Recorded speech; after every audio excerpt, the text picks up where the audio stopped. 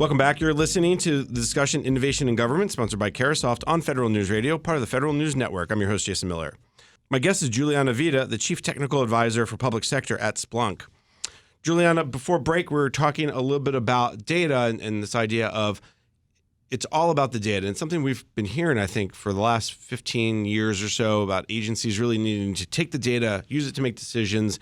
And I think agencies are getting better, but there's so much of all the areas of IT modernization, of all the areas that we've talked about so far, that's the one area that they probably have the most to go. So since Splunk is known as a data management company, that is your key focus area, how do we get better with the data? Yeah, well, great question. Thanks, Jason. So one of the things that I think is not really realized across the government is a couple years ago, and still now, there's this concept of shadow IT. It's all the equipment that and funding, frankly, or expenditures that no one knew where they were. You know, it's just money is spent over here. We don't know where it is in relation to IT. Or people are bringing their own devices and we lost control of them and we don't have a grasp on the environment. Well, the same thing is true for data. So there is data flowing through systems all over the place from all different sources. And we know from surveys and reports that really only about 30 to 40% of that data is ever actually used. So part of the challenge is that there's all of this untapped dark data, as we call it, that could be helping to drive better decisions, but it's never discovered. So part of what the Splunk platform does is gather up all that data from whatever source it comes from. But let me give an example to make it real for people about how does data drive decisions. And I'm going to use the opioid epidemic. We're all familiar with that. It's a sad story. It's kind of out of control. But we have a customer who's a major hospital in New York who they've been a Splunk customer for years, but mostly they've used us for security, which is what a lot of our customers grew up using us for, but we've evolved into a full platform. Well, their security team started to realize that the same data that they were looking at to find patterns in cybersecurity and where there might be an intrusion or somebody's trying to hack into the system, that same data could be used to identify patterns in the pharmacy, to identify which hospital employees were opening the drug cabinets more frequently than others, which ones were prescribing opioids to people who weren't even patients in the hospital. And so in meetings with other leaders from the hospital, they brought this up and said, you know, we have all the access to all this data, which previously was siloed. You know, you've got your IT people, you've got your pharmacy people, you've got your, patient intake people. But now the IT people were seeing all these patterns, and they were able to help the pharmacy in a way that the pharmacy employees weren't empowered to do. And they started to be able to target, maybe potential employees that were part of the problem. And they're starting to get a hold on at least the prescription part of the opioid crisis. And that's real progress. That is changing the world. And that's what we mean by taking data to make decisions and take action.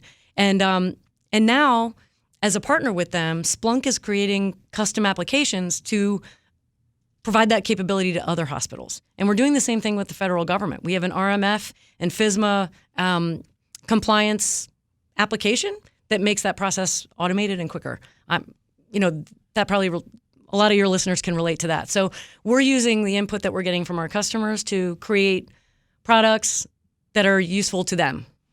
And I think that is a great example there's data that was only being used for one thing, but wow, we can use it for so many others.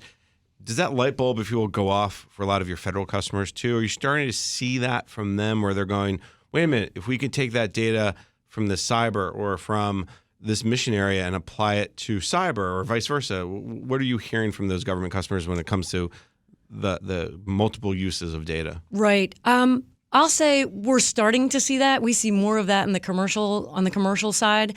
But frankly, that's why Splunk set up the role that I'm in. So I can go out and talk to customers about, you've been using Splunk for IT operations or for security, but we've developed into this platform that you can also use for RMF compliance, or you can use for fraud detection, or you can use for student loan, oversight, or just exactly. Understanding which parts of the country are getting more student loans than others, and maybe there's a pattern there that they can solve. So that's we're starting that to go out there and talk to customers about how they can use Splunk in different ways.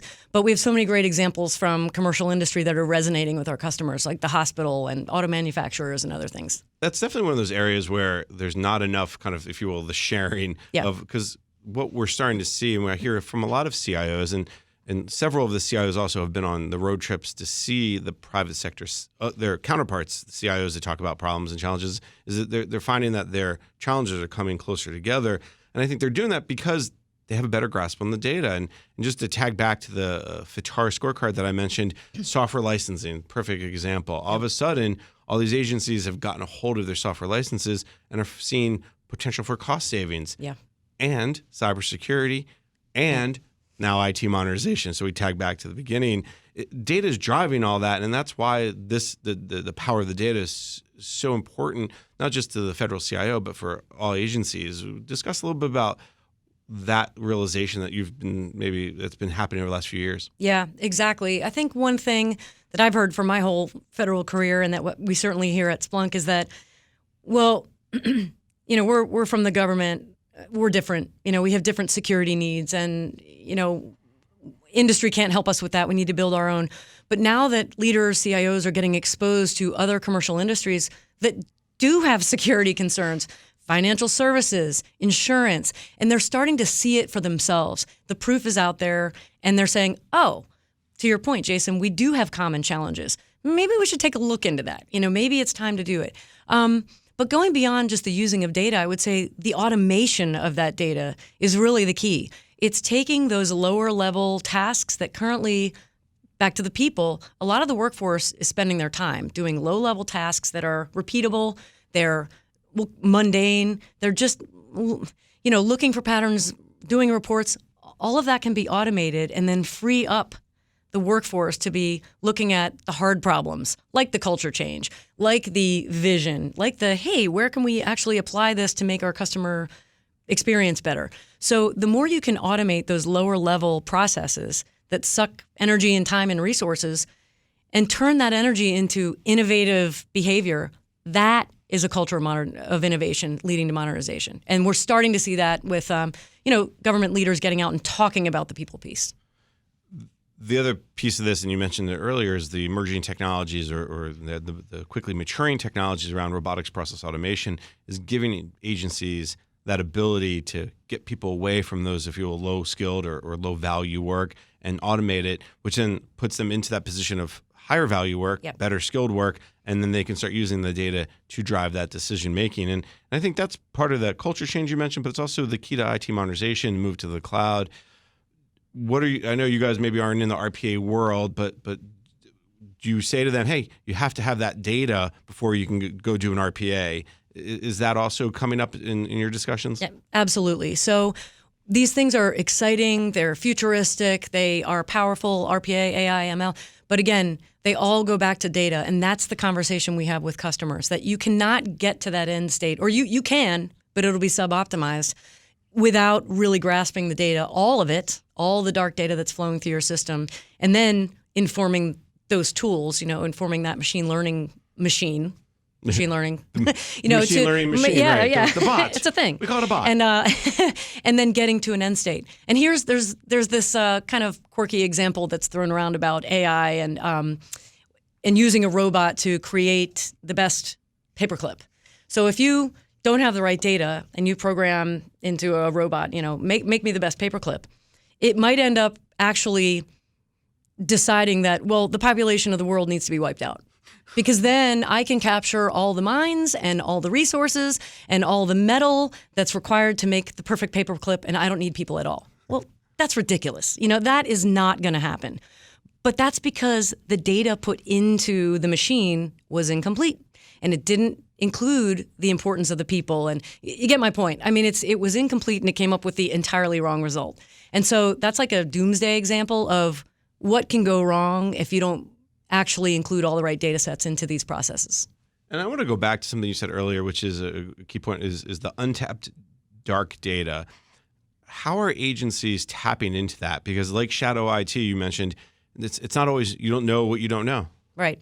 Well, this is actually Splunk's secret sauce. So this is what we do, is What's hard for agencies to get around in terms of the data is, well, it has to be normalized. It has to be in a spreadsheet, or it has to be in rows and columns, or it has to be somehow structured in order to make use of it. Well, in Splunk, it doesn't. It doesn't. It can be in any kind of format, and it's the Splunk that turns all of that incoming data from whatever source and turns it into something useful, turns it into readable dashboards, turns it into other visualization tools that people can look at, human beings can look at and say, wow, that's weird. I want to look into that. Or, hey, look, that doctor is opening the drug cabinet too often and overprescribing opioids. There really isn't another technology out there that does that. And we're seeing a lot of our customers see results right away. In fact, they can't believe that it works that way, and then they use it, and it's getting them to decisions faster. And once you know what you didn't know previously, the whole world opens up in many ways, because all of a sudden your data is richer and it's more valuable. And then the other piece that you brought up is the dashboard. And the first time you started to see this importance of the dashboard is under the Continuous Diagnostics and Mitigation, the CDM program. But now we have this movement that everyone has a dashboard. If you look at the Centers of Excellence, there's a dashboard for customer service and a dashboard for data analytics.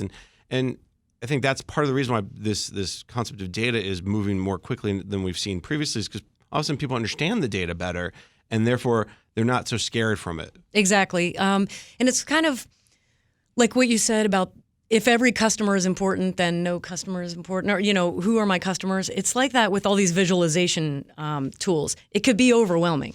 If I'm an executive or, a senior executive or a flag or general officer, and I have so many dashboards to look at, I don't know which ones to look at. Well, the more people are comfortable with what those dashboards are and how they can customize them to their needs, the more they can tailor them to the ones they really need to make decisions. And, getting people comfortable with that is all part of the modernization journey. And it will make it so that they can move faster, and also make it so that they are more successful. Exactly. That's what it comes down to. Juliana, this has been a fascinating conversation. We're just about out of time.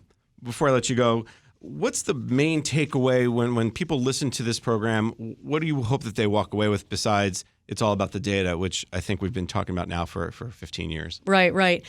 Actually, what I want them to take away is cultivating talent and setting a culture of innovation should really be your top priorities. The tools and technology are out there, but until you empower other people to be a part of the modernization and feel excited about it, and empower them to learn more and go out there and be part of the solution, the technology will only take you so far. Culture, people, put those at the top of your priority list, and the data will come. The technology will come. Excellent advice. That's all the time we have for today. So let me thank my guest, Juliana Vida, the Chief Technical Advisor for Public Sector at Splunk. Juliana, thank you so much for taking the time today. Thanks, Jason.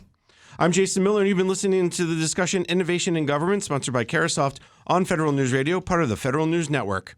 For more on this discussion, visit federalnewsnetwork.com and search innovation.